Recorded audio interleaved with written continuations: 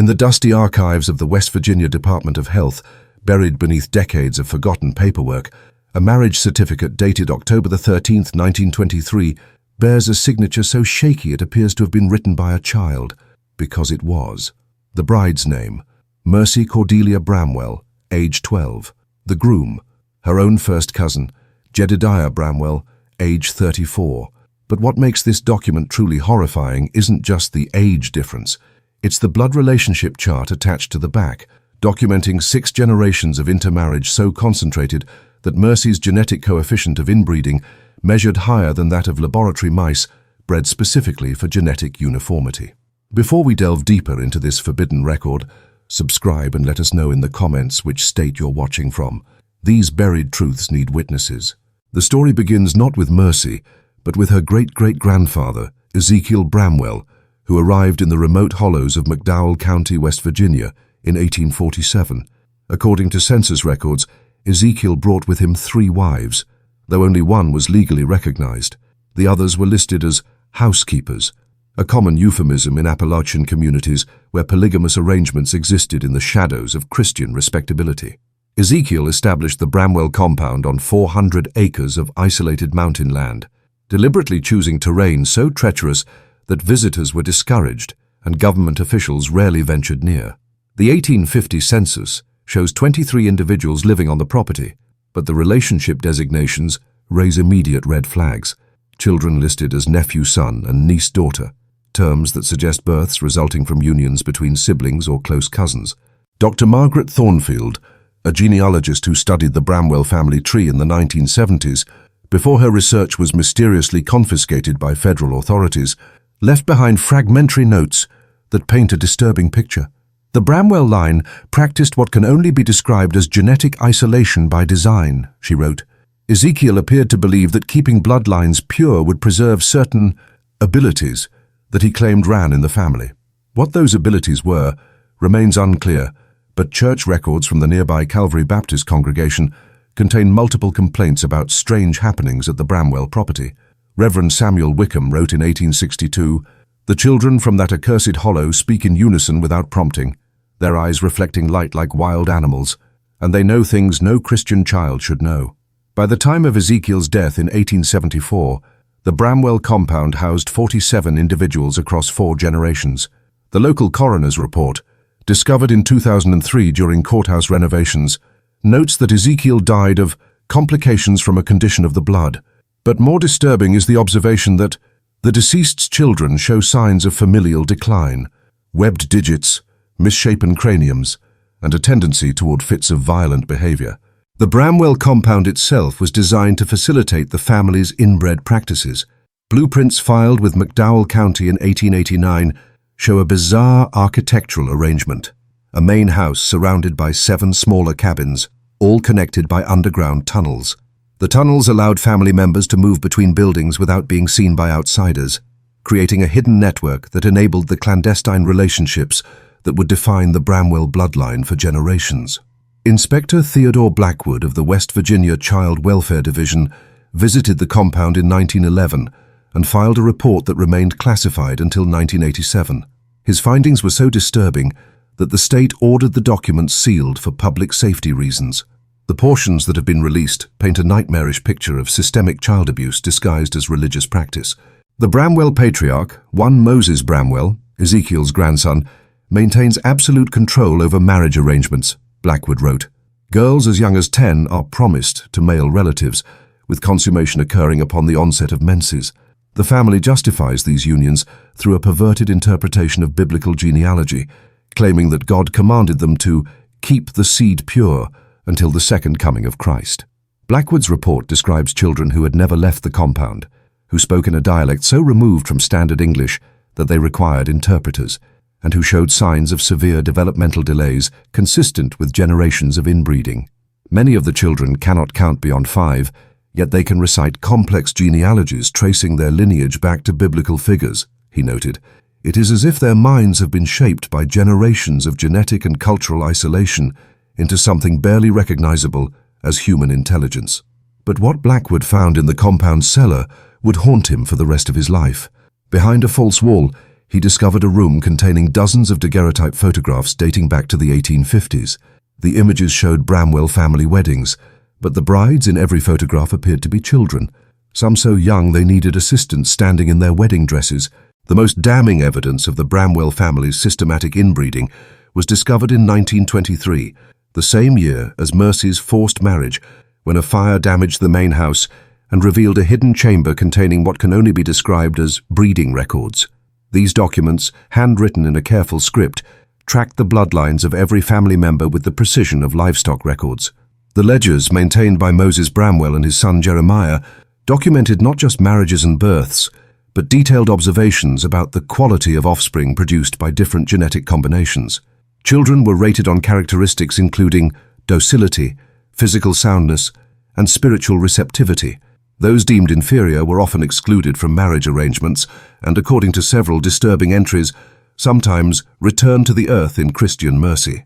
Dr. Elizabeth Carver, a geneticist from Johns Hopkins University, who examined the records in 1984, calculated that by the time of Mercy's birth in 1911, the average coefficient of inbreeding in the Bramwell family was 0.367, a level of genetic uniformity typically seen only in laboratory animals bred for research purposes. What the Bramwells achieved through deliberate isolation, Dr. Carver wrote in her confidential report to the CDC, was essentially the creation of a human strain with genetic diversity lower than many purebred dog breeds. The breeding records also reveal the systematic nature of the family's marriage arrangements. Girls were evaluated at age 8 for breeding potential and assigned to specific male relatives based on genetic calculations that Moses Bramwell claimed were divinely inspired. The records show that Mercy Cordelia Bramwell had been designated as a bride for her first cousin Jedediah since she was 9 years old, with the union delayed only because earlier marriages had not yet produced the desired number of offspring. But the most chilling aspect of the breeding records isn't their scientific precision. It's their matter-of-fact documentation of child suffering. Entries describe girls who died in childbirth before their 14th birthdays, babies born with deformities so severe they survived only days, and psychological breakdowns among brides who were forced into marriages with their own fathers or brothers. Mercy Cordelia Bramwell was born on November 3, 1911, the product of a union between her father Solomon Bramwell and her mother Ruth Bramwell, who were themselves first cousins. Hospital records from Charleston General, where Ruth was treated for complications following Mercy's birth, describe the infant as small but viable, though showing signs of familial degeneration common to children born of consanguineous unions. By the time Mercy reached her 12th birthday, the breeding records show that she had already been examined multiple times by the family patriarch to assess her readiness for marriage. Dr. Silas Bramwell, Moses' brother, and the family's unofficial medical authority kept detailed notes on Mercy's physical development that read more like veterinary records than medical documentation. The girl shows promise for breeding, despite her small stature, Dr. Silas wrote in October 1923. Hip development adequate for childbearing, though cranial measurements suggest the familial trend toward diminished intellectual capacity. Recommend pairing with Jedediah to reinforce desired genetic traits while minimizing risk of complete mental deficiency in offspring. Jedediah Bramwell, the chosen groom, was himself the product of 3 generations of first-cousin marriages. At 34, he had already been married twice to his own relatives, first to his half-sister Mary, who died in childbirth at 15, then to his niece Sarah, who suffered a complete mental breakdown and was confined to the family's prayer room, a windowless cell in the compound's basement.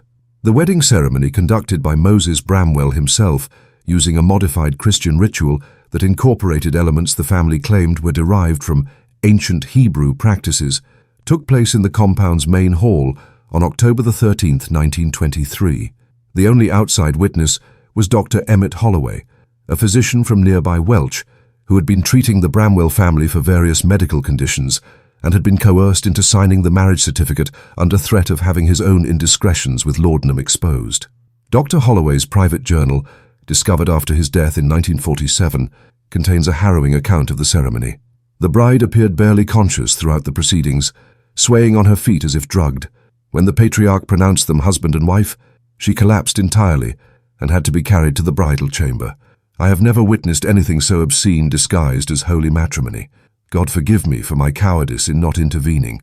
The Bramwell compound might have continued its isolated practices indefinitely, if not for the arrival of federal agents in the spring of 1924. The investigation was prompted not by concerns about child marriage or incest, but by reports that the family was operating an illegal distillery and avoiding federal alcohol taxes during Prohibition.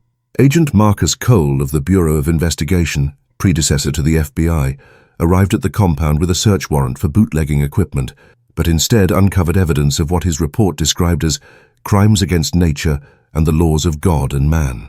His findings were so disturbing that they resulted in the first federal case prosecuting systematic child abuse in rural America.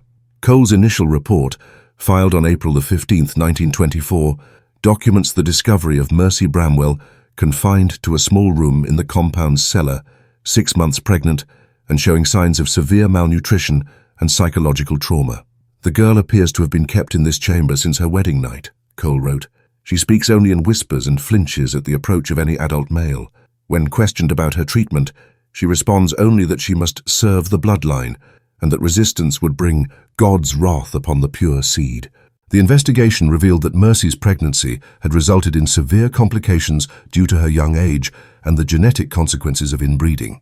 Dr. Patricia Williams, a physician brought in by federal authorities, documented multiple physical abnormalities in the developing fetus, including spina bifida, hydrocephaly, and skeletal deformities that would have made survival unlikely even with medical intervention. But the federal agents' most shocking discovery came when they excavated the compound's family cemetery. Behind the main house, they found 47 graves marked only with numbers rather than names. Forensic examination revealed that 31 of these graves contained the remains of children under the age of 16, many showing evidence of severe physical deformities consistent with genetic disorders caused by inbreeding. Dr. Albert Morrison, the forensic pathologist who examined the remains, concluded in his classified report that the Bramwell family appears to have been systematically eliminating children born with obvious deformities while preserving those whose genetic defects were less immediately apparent. This practice of infanticide, combined with forced breeding among close relatives, created a population showing characteristics typically associated with isolated animal populations facing genetic bottlenecks.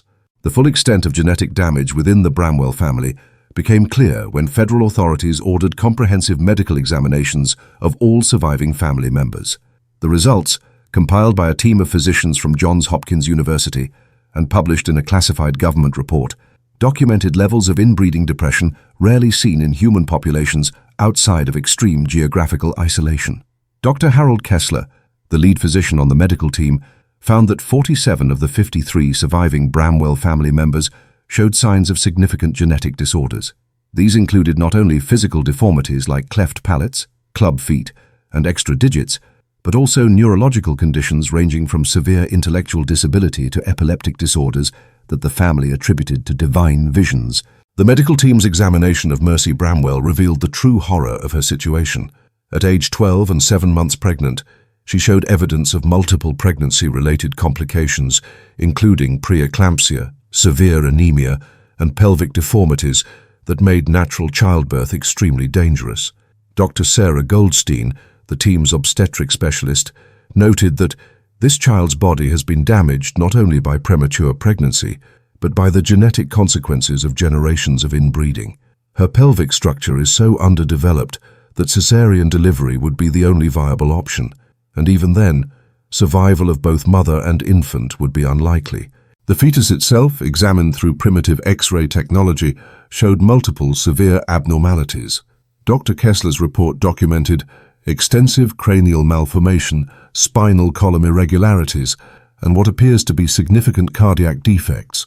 Based on genetic analysis of the parents' bloodlines, these deformities are consistent with the extreme genetic homozygosity typical of laboratory inbred mouse strains. Most disturbing of all was the medical team's discovery that Mercy's pregnancy was not her first.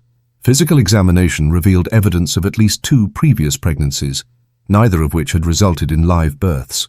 The family's breeding records confirmed that she had been repeatedly impregnated by her cousin husband since their wedding night, with unsuccessful pregnancies attributed to God testing the purity of the seed. The federal prosecution of the Bramwell family began in October 1924, but was abruptly terminated in January 1925, when the case was classified under national security provisions that remain sealed to this day. The official reason given was protection of ongoing federal investigations, but documents released through Freedom of Information Act requests in the 1980s suggest that the real motive was to prevent public knowledge of the government's complicity in allowing the abuse to continue for decades. County records show that local law enforcement had received multiple reports about the Bramwell compound dating back to the 1890s, but investigations were consistently terminated or redirected. Sheriff William Tanner, who served McDowell County from 1910 to 1928, left behind diary entries indicating that he had been explicitly ordered by state authorities to avoid the Bramwell property unless federal agents were present. Got word from Charleston that the Bramwell situation is a federal matter now.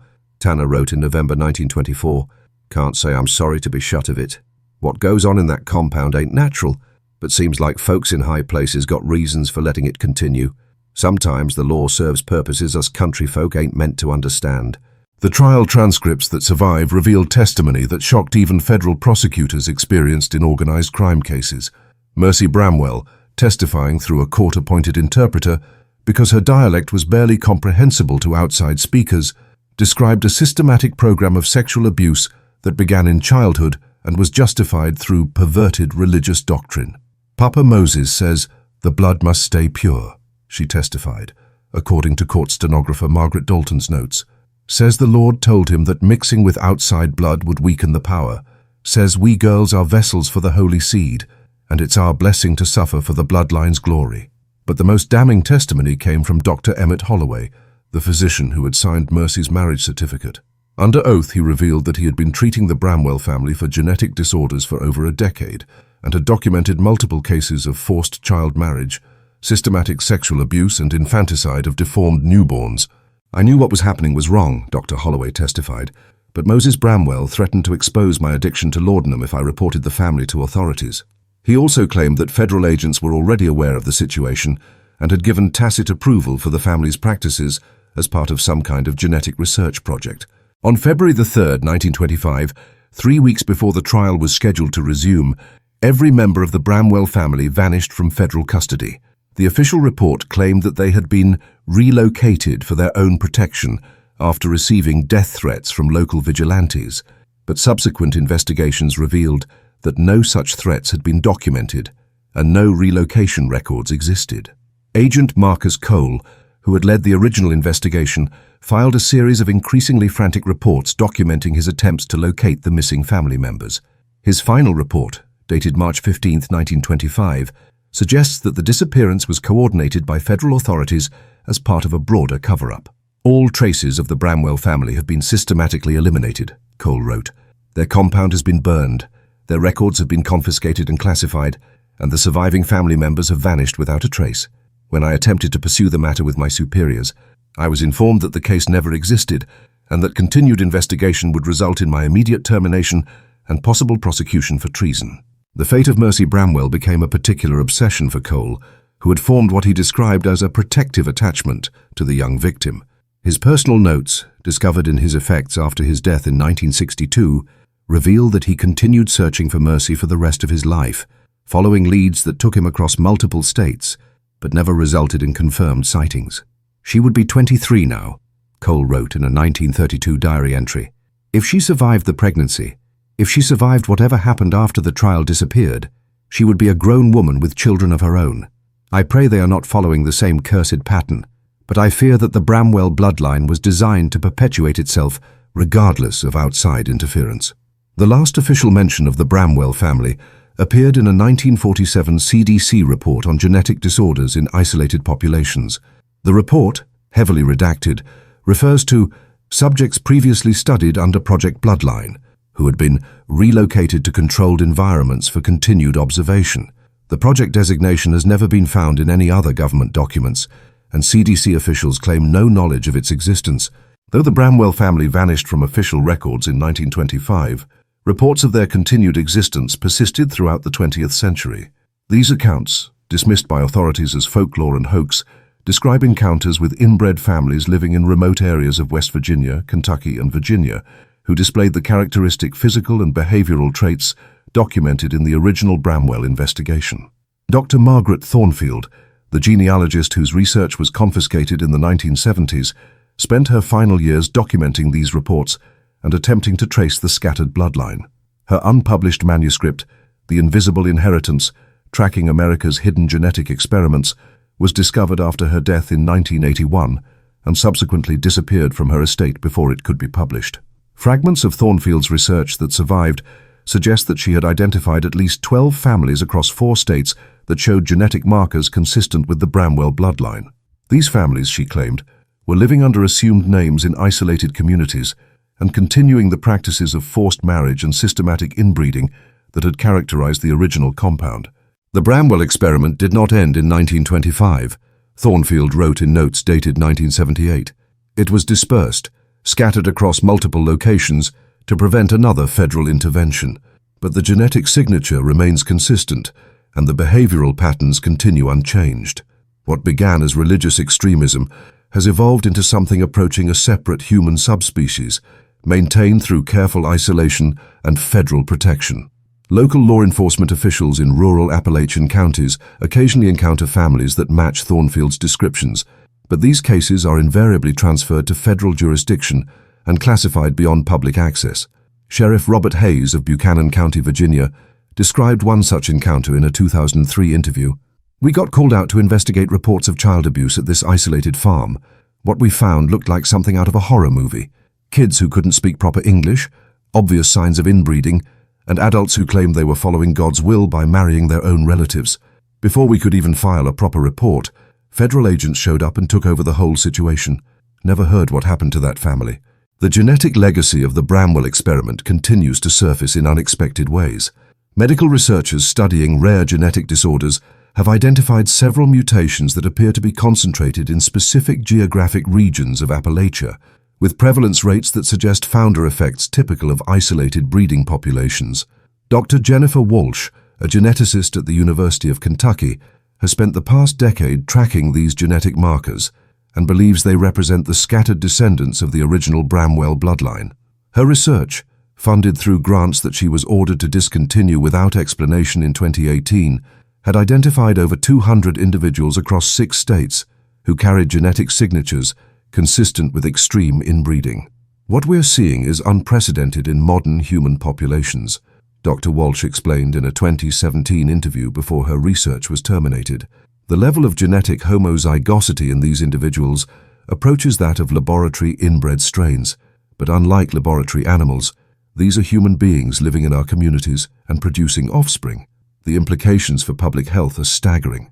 Dr. Walsh's research also identified troubling behavioral patterns among the descendants of inbred Appalachian families.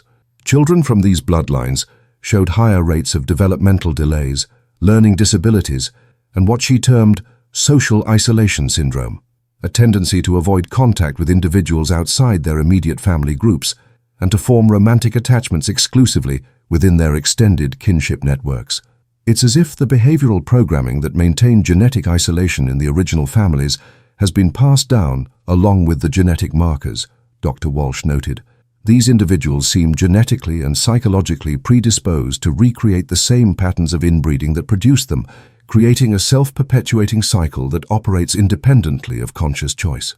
The federal agencies that Dr. Walsh approached with her findings showed initial interest but quickly classified her research and ordered the destruction of all genetic samples. Her attempts to publish her results were blocked by court orders citing national security provisions, and her academic career was effectively terminated through bureaucratic pressure that she described as systematic professional assassination.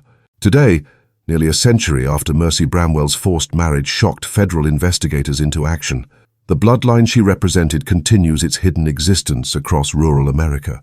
The genetic markers of extreme inbreeding surface periodically in medical case studies, always in isolated populations that resist outside intervention and claim religious exemptions for their marriage practices. The story of the Bramwell family serves as a reminder that in America's remote corners, practices that civilized society considers abhorrent can persist for generations under the protection of isolation, religious extremism, and federal complicity. Mercy Bramwell was not just the victim of a single forced marriage. She was the product of a systematic program of human genetic manipulation that treated children as breeding stock in service of a twisted religious vision.